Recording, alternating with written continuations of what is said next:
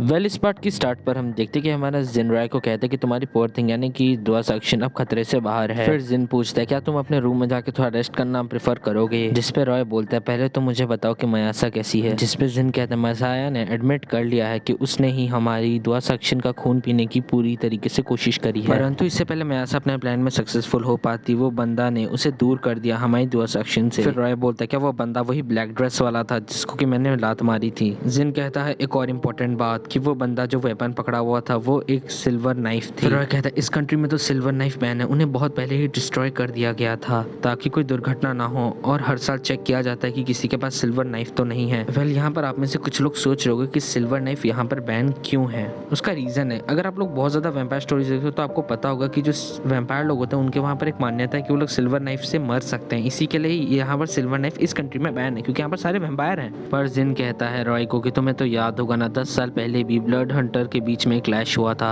जिसपे हमारा रॉय कहता है जिन को कि मतलब तुम ये कहना चाह रहे हो कि वो बंदा एक ब्लड हंटर था। जिन कहता है हम इस बात को देखें कि उसके पास एक सिल्वर नाइफ था तो मेरी पॉसिबिलिटी काफी हद तक ठीक बैठती है और हम इसे इग्नोर नहीं कर सकते, और अगर ऐसी बात है तो ये बिल्कुल भी सिंपल चीज नहीं है। जिस पर रॉय कहता है हम इस चीज को काउंसिल ऑफ एल्डर्स के हाथों में ही रख देते हैं, जिस पर हमारा जिन कहता है परंतु ये कैंपस के अंदर हुआ है तो रॉय क्या तुम अपने बड़े भाई चेयरमैन लोडोर को इसके बारे में इन्फॉर्म नहीं करोगे। जिस पर रॉय कहता है उनके सर पे ऑलरेडी बहुत बोझ है। और यहाँ पर अब हम देते हैं जिन कहता है पर तू देखो बुरे वक्त में एक अच्छी चीज होती है, अगर वो बंदा नहीं आता तो शायद हमारे साथ तुम्हारी पुअर थिंग यानी कि दुआ सेक्शन अब नहीं होती। फिर हम यहाँ पर देते हैं हमारा जिन रॉय को बोलता है चलो मैं यहाँ से चलता हूँ, मेरी मदद की जरूरत होगी तो मुझे कांटेक्ट कर देना। सॉरी गाइस, कांटेक्ट कर देना नहीं कांटेक्ट कर लेना।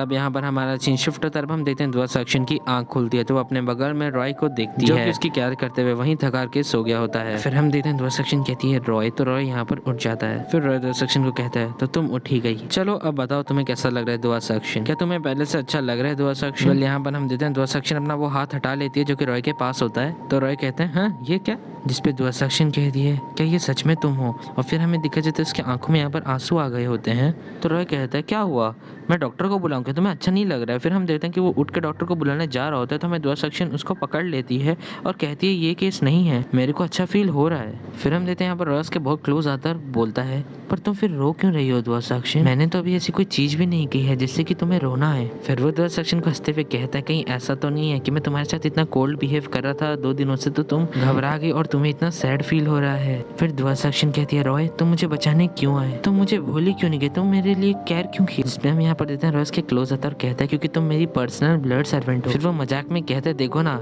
मैं ही तुम्हें अभी तक बाइट नहीं कर सका और उस मयासा ने तुम्हारे को बाइट कर लिया। फिर दुआ सेक्शन कहती है इतना जेंटल मत बनो मेरे साथ। फिर दुआ सेक्शन कहती है अगर ऐसा ही चलता रहा तो मैं और ज्यादा तुमसे प्यार करने लग जाऊंगी। मैं क्लियरली तुम्हें बहुत ज्यादा हेट करती हूँ, अपने जीवन में बहुत ज्यादा हेट करती हूँ, इतना ज्यादा हेट करती हूँ मैं बता नहीं सकती, पर करेंटली मैं अपने आप को कंट्रोल नहीं कर सकती हूँ, मुझे तुमसे प्यार होने लग गया है। फिर वो कहती है मुझे नहीं पता कि मेरा दिल कब तुम्हारे लिए धड़कने लग गया। फिर वो कहते हैं ये ओरिजिनल दुआ सेक्शन नहीं है, मुझे समझ नहीं आ रहा है मैं क्या करूँ। तो फिर अब हमारे यहाँ पर रॉय दुआ सेक्शन के क्लोज जाता है और कहता है कि तुम सच में मुझसे इतना ज्यादा प्यार करती हो। फिर दुआ सेक्शन कहती है मैं कैसे कर सकती हूँ एक वैम्पायर से प्यार। फिर हमें दिखाया जाता है कि रॉय हमारे दुआ सेक्शन को यहाँ पर किस कर लिया होता है। फिर रॉय कहता है कि जैसी फीलिंग तुम्हारी वैम्पायर्स के प्रति है उसके पूरा अपोजिट तुम्हारी फीलिंग्स मेरे लिए है। जिस पे दुआ सेक्शन कहती है ऐसा मत बोलो। फिर रॉय कहता है तुम बाकी चीजों की मत सुनो, तुम सिर्फ इस यानी कि अपनी दिल की सुनो। जिस पे दुआ सेक्शन कहती है अगर मैं उसकी सुनूं भी तो क्या, मैं तो सिर्फ तुम्हारे लिए एक सब्स्टिट्यूट ही हूँ। जिस पर रॉय दुआ सेक्शन को कहते हैं तुम एक सब्स्टिट्यूट नहीं हो क्योंकि तुम सिर्फ मेरी हो। फिर हमें दिखाया जाता है ये सुनने के बाद हमें दुआ सेक्शन यहाँ पर रोने लग जाती है तो रॉय हमें दुआ सेक्शन को यहाँ पर किस कर लेता है। फिर दुआ सेक्शन अपने मन में कहते हैं कि मुझे कुछ समझ नहीं आ रहा अभी क्या हो रहा है, परंतु मैं इतना तो जानती हूँ कि मैं रॉय से नफरत नहीं कर सकती, मुझे रॉय से प्यार हो गया है।